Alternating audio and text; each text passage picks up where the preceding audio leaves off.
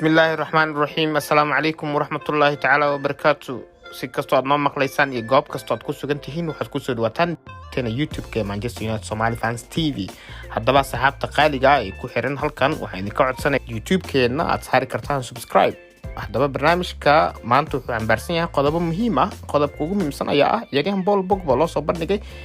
qandaraas aad u fiican isagoo noqon doona ciyaaryahanka ugu lacagta badan ama ugu mushaarka badan horyaalka Ingiriiska hadii uu aqbalo dalabka kooxda kubadda cagta Manchester ee soo bandhigtay dhinaca kale kooxda kubadda cagta Manchester United waxay u dhaqaaqi doontaa daafaca kooxda Fiorentina Nikola Milankovic kaas oo la sheegayo in lacag aad u jaban lagu heli karo kadib crisis ku dhacay kooxda Fiorentina dhinaca kale kooxda kubadda cagta Manchester United waxay horumar fiican ka sameysay wadahadalladii ku jirtay naadiga Villarreal sida uu qorayo wargeyska caanka ah ee Manchester Evening News ciyaartoyda kooxda kubadda cagta Manchester United Axel Tuanzebe iyo ciyaaryahan Brendan Williams ayaa la sheegayaa in kooxda looga diri doono ama ayagoo dalabyo ka helay horyaalka Ingiriiska gudihiisa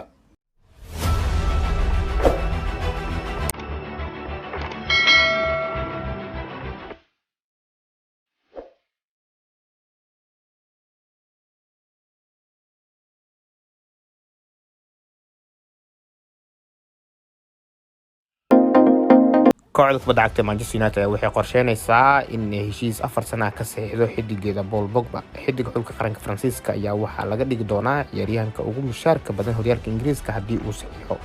United waxay u soo bandhigtay laacibka xulka qaranka Faransiiska heshiis 4 sano balse weli ma kala cadda in wakiilka ciyaaryahanka Mino Raiola uu doonayo in ciyaaryahankiisa ama kliyantigiisa uu baaq ku sii ahaado garoonka Old Trafford asaga oo in badan la ogyahay inay isku dhaceen maamulka kooxda taas oo keenaysa in ciyaaryahanka weli shaki ba'an uu hareeyay mustaqbalkiisa Old Trafford xidiga xulka qaranka Faransiiska ayaa wuxuu haystaa heshiis 1 sano ah kaas oo sanadka dambe beec xorta kaga tagi karo Old Trafford hadii uu diido inuu qandaraas ka saxiixo weli suuqa u furan yahay United waxay jaanis u haystaa ama fursad u haystaa mar kale inay iska iibiso xidiga ama ay ku dhacdo dhibaatadii ku dhacday 2012 markaas uu xidiga beec xorta uu ugu biiray kooxda Juventus waxaana United Juventus kaga soo qaadatay xidigan sanadkii 2016 heshiis ku kacay 89 milyan oo ginning sterling kaas oo xilligaas noqday rekoorka caalamka walow markii dambe uu jibiyay ciyaaryahanka kooxda PSG Neymar haddaba Paul Pogba loo soo bandhigay inuu toddobaadkii qaato 400,000 oo ginning sterling ah taas oo ka dhigan inuu noqon doono ciyaaryahanka ugu mushaarka badan guud ahaan horyaalka Ingiriiska heshiis 4 sano oo ku kacay 100 milyan oo gini ayay kooxda United u soo bandhigtay xidiga xulka qaranka Faransiiska walow weli aysan kala cadeen in wakiilka ciyaaryahanka Mino Raiola uu doonayo in kliyantigiisa uu baaq ku sii aado gegada Old Trafford waan arki doonaa hadii Paul Pogba uu sii joogo iyo hadii kale kooxda kubadda cagta Fiorentina ayaa ku dareynaysa inay iska iibiso ciyaaryahankeeda daafaca Nikola Milankovic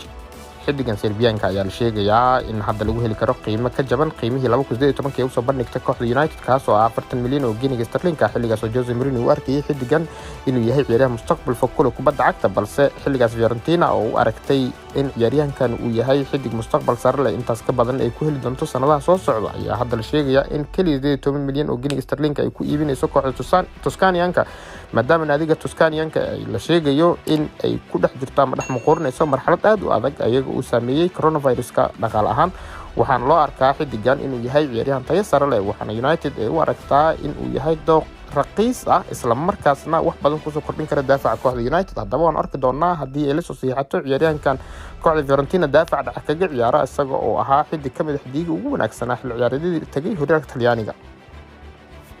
daafacyada kooxda kubadda cagta Manchester United ee saddexda ah ee Axel Tuanzebe Brendan Williams ciyaaryahan Dalot ayaa waxaa laga qorayaa warbixino kala duwan kooxda kubadda cagta Manchester waxay doonaysaa in ay xidigahaasi laba kamid ama ku jirto halka kan kale ay doonayso in gebi ahaanba iska iibiso ciyaaryahan Dalot ayaa la sheegayaa in United doonayso in gebi ahaanba iska iibiso halka ciyaaryahanada Brendan Williams iyo Axel Tuanzebe ay doonayso in ay ku bixiso qaab icaara ah ama waxaana kooxda kubadda cagta United ay u aragtaa xidigahan mustaqbal fog inay ku leeyihiin kubadda cagta waa Brendan Williams iyo Axel Tuanzebe taas oo keentay in ay kooxda doonayso inay ku bixiso qaab iyaga oo siinayo kooxaha ka ciyaara isla horyaalka Ingiriiska xidiga kooxda kubadda cagta United number 2 kaga ciyaara ama xidiga kaydka u ahaa ciyaaryahan Aaron Wan-Bissaka Brendan Williams ayaa la sheegayaa in uu ku sii jeedo kooxda kubadda cagta Southampton naadiga Southampton iyo West Ham ayaa ku dagaalamaya balse Southampton ayaa kooxda ugu cadcad ee la saxiixan karto ciyaaryahankan heshiis 1 sano kaas oo dabcan Ole Gunnar Solskjaer u arko xidig mustaqbal fog kula kubadda cagta. dhinaca kale Axel Tuanzebe weli wax dalaba muusan helin, balse kooxaha ka ciyaara horyaalka Ingiriiska ee kala ah Aston Villa iyo Leeds United ayaa la sheegayaa inay aad u qudareynayaan xidigan difaaca dhexe kaga ciyaara kooxda United, isagoo hore uga tirsanaa kooxdii Aston Villa ee u soo baxday heerka koowaad 2 sano ka hor. xilligaas oo xidigan uu ahaa qalbiga difaaca kooxda kubadda cagta ee Villa, waxaana loo maleynayaa inuu dib ugu laaban doono gegada Villa Park. kooxda kubadda cagta United ayaa waxay ka diiday dalab amaah oo Milan usoo bandhigtay ciyaaryahankooda daafaca ama dambeedka midig ciyaaryahan Diego Dalot, kaas oo xilli ciyaareedkii tagay si aad uga dhex muuqday kooxda reer Milano. waxaana la sheegayaa in xidigan uu doonayo inuu dib ugu laabto, balse Milan ayaa weli waxay doonaysaa inay qaab amaah kula wareegto. United ayaase doonaysaa inay 25 milyan oo giniga sterlinka ku hesho xidiga xulka qaranka Portugiiska ku matalaya koobka qaramada qaaradda Yurub.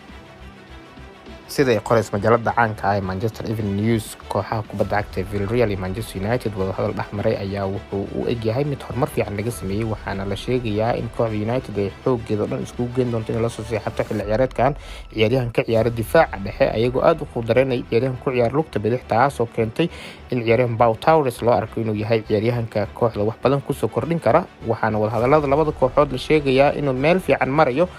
kadibna la go'aamin doono kadib ciyaaraha Euroga markay soo idlaadaan. waxaana loo arkaa ciyaaryahan Pau Torres inuu yahay dooqa koowaad ee macallin Ole Gunnar Solskjaer. kooxda Villarreal ayaa waxay la ciyaartay United ciyaartii kama dambaysta ee koobka Europa League sanadkan, waxaana loo arkaa xidigaas inuu ahaa xidigaha ugu muhiimsanaa ee kooxda reer Spain ama kooxda El Madrigal ku ciyaarta ee Villarreal. waxaana United iminka doonaysaa inay la soo seexato xidigan, balse weli ma kala cadda oo Manchester waxay haystaa dooqyo kale oo sida ciyaaryahan Varane ee dalab ka gudbisay, walow Real Madrid ay iska soo diiday dalab 35 milyan oo giniga sterlinka ah. haddaba waan arki doonaa haddii ay United la soo seexato Milankovic ama Pau Torres, iyada oo jiro dooq ah ama dooqa koowaad uu yahay ciyaaryahanka xulka qaranka Faransiiska ee Varane, kaas oo Real Madrid sanad kadib kaga tagi kara beeca xurta. United ayaan u aragtay inuu yahay dooq ugu raqiisan ay la soo seexan karto marka laga tago ciyaaryahan Milankovic Savic ciyaaryahan Varane. marba haddii laga hadlay suuqa oo aan la soo hadal qaadin ciyaaryahan Jadon Sancho, Manchester United suuqeeda lagama hadlaynin, sidaas waxaa aaminsan inta badan taageerayaasha Manchester United. xidiga xulka qaranka Ingiriiska iyo kooxda Borussia Dortmund garabka weerarka kaga ciyaaray Jadon Sancho ayaa la sheegayaa in heshiiska shakhsiga la gaaray United, balse kooxda Dortmund ayaa si rasmi ah u cadeysay in xidigan uu kaliya kaga tagi karo 77 milyan oo giniga sterlinka, una dhiganta 106 milyan oo lacagta Mareykanka ah ama 106 milyan oo dollar. waxaana labada kooxood u dhaxaysa kaliya 3 milyan sida ay qorayaan wargeysyada Jarmalka ka soo baxa ee Bild iyo Sticker. haddaba waan arki doonaa haddii United ay la soo seexato xidiga ay aad u qudareynaysa ama muddada dheer ay raadiceynaysay ee ciyaaryahan Sancho. barnaamijkeena intaas ayuu kusoo gabagabeynaynaa. asxaabta qaaliga ah waxaan ka codsanaynaa mar kale page-keena ama boggeena YouTube-kan ku leenahay Manchester United Somali Fans TV, subscribe noo saartaan. guud ahaan barnaamijka intaas ayaan kusoo gabagabeynaynaa. intaan kulmi doono maalin kale, waa saaxiibkiin Eke oo idinkaga tegayo sidaas iyo nabadgelyo iyo nooli kulante. mac salaam. assalaamu calaykum waraxmatullaahi tacaala wabarakaatuh.